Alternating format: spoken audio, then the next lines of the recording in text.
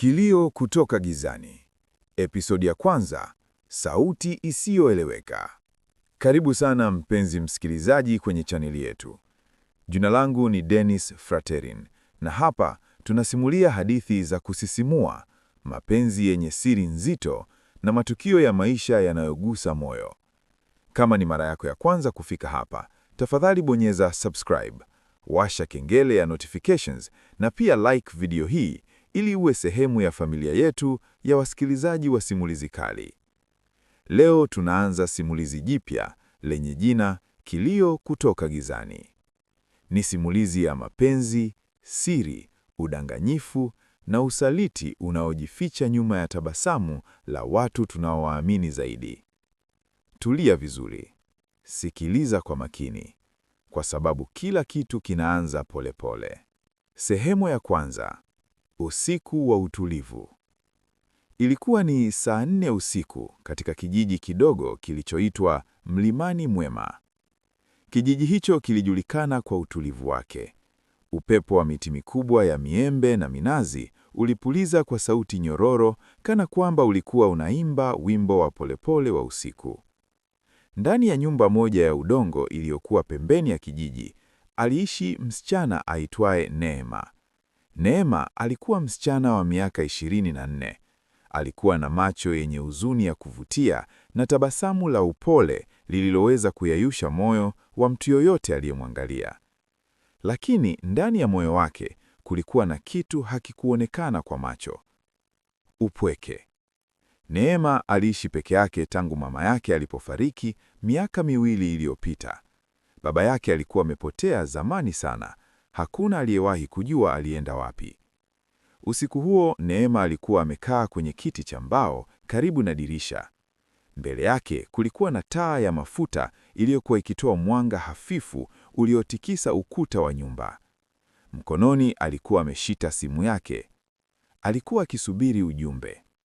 Ujumbe kutoka kwa mtu mmoja tu. Daniel. Daniel alikuwa mwanaume aliyeingia katika maisha ya Neema miezi 6 iliyopita. Alikuwa mfanyabiashara kutoka mjini mwenye maneno matamu na tabasamu lililojaa kujiamini. Neema alimpenda Daniel. Kwa kweli, alimpenda sana. Lakini siku hiyo Daniel alikuwa kimya. Hakukuwa na simu, hakukuwa na ujumbe. Dakika zilipita. Halafu saa 1. Neema akavuta pumzi ndefu na kujiambia kwa sauti ya chini, labda ana kazi nyingi leo. Lakini moyoni mwake kulikuwa na hisia isiyoeleweka, hisia ya wasiwasi. Sehemu ya pili. Kivuli cha zamani. Kilichokuwa kinamfanya Neema kuwa mwangalifu sana katika mapenzi kilikuwa ni maumivu ya zamani. Miaka 3 iliyopita aliwahi kumpenda mwanaume aliyeitwa Victor. Victor alikuwa kila kitu kwa Neema.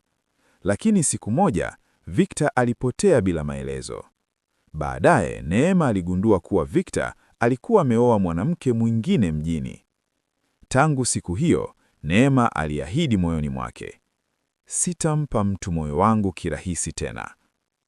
Lakini Daniel alikuwa tofauti. Alikuwa mvumilivu, alikuwa mpole, na zaidi ya yote, alikuwa anaonekana kumjali Neema kwa dhati.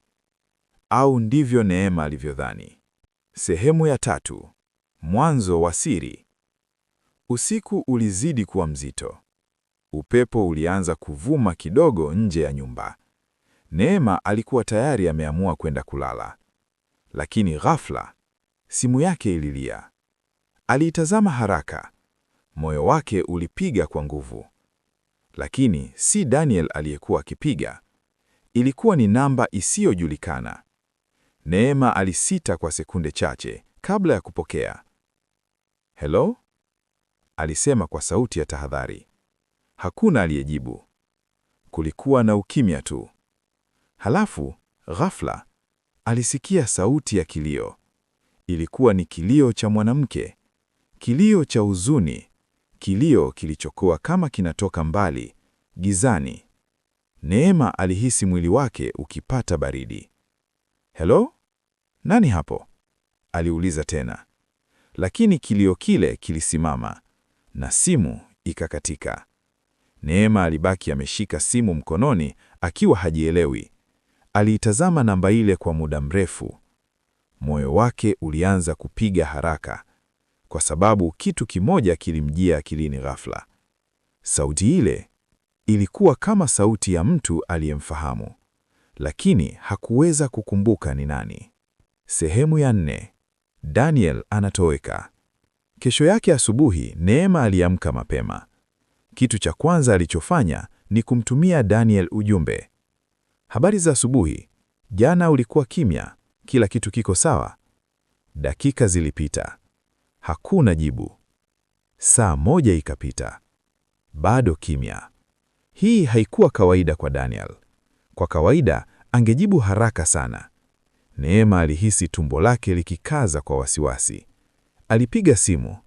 Simu iliita, lakini hakuna aliyepokea. Sehemu ya 5. Siri inazidi kujengeka. Jioni ile ile, Neema aliamua kutoka kidogo kijijini ili kuondoa mawazo. Alitembea taratibu kwenye barabara ya vumbi iliyokuwa inaelekea sokoni. Lakini alipokuwa anapita karibu na nyumba ya jirani yetu, mzee Omari, alisikia kitu kilichomfanya asimame. Ndani ya nyumba ya mzee Omari kulikuwa na redio ikicheza. Lakini kati ya sauti za redio kulikuwa na sauti nyingine. Sauti ya mtu akilia. Neema alisimama kimya. Mwili wake ulipata baridi. Kwa sababu ilikuwa ni ile ile sauti aliyoisikia kwenye simu jana usiku. Kilio kile kutoka gizani. Lakini kabla hajafanya chochote, mlango wa nyumba ya mzee Omari ulifunguliwa ghafla. Na mtu aliyekuwa anatoka ndani alikuwa Daniel. Neema aliganda pale pale. Moyo wake ulipiga kwangu sana, kwa sababu Daniel alimwambia kuwa hakuwahi kufika kijiji hicho kabla. Lakini sasa alikuwa anatoka ndani ya nyumba ya jirani yetu, mzee Omari. Cliffhanger. Daniel alipomwona Neema, uso wake ulibadilika. Alionekana kushangaa, kisha akawa na wasiwasi. Dakika chache za ukimya zilipita kati yao. Halafu Neema akauliza kwa sauti polepole, Daniel, unafanya nini hapa? Lakini kabla Daniel hajajibu, ndani ya ile nyumba ya mzee Omari, kilio kile kilisikia tena.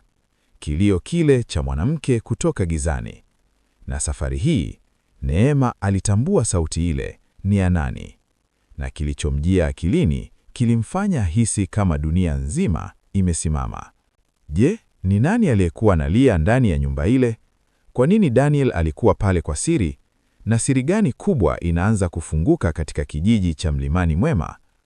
Usikose episodi ya 2 ya simulizi Kilio kutoka Gizani. Kama umefurahia simulizi hii, bonyeza subscribe, like video na pia andika maoni yako kwenye comment ili nijue unafikiri nini kinaendelea. Mimi ni Dennis Fraterin na nitakuona tena kwenye simulizi inayofuata.